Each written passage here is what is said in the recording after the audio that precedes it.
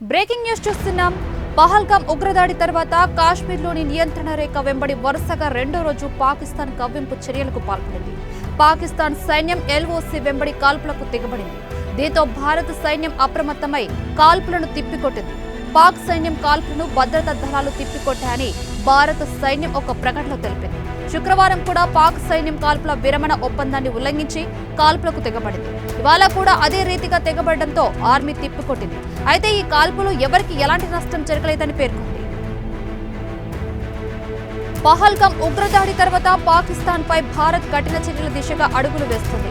ఇప్పటికే పలు కఠిన నిర్ణయాలు తీసుకుంది. సింధు జలాలు నిలిపివేసింది, వీసాలను రద్దు చేసింది. అంతేకాకుండా అటారీ సరిహద్దును మూసేసింది.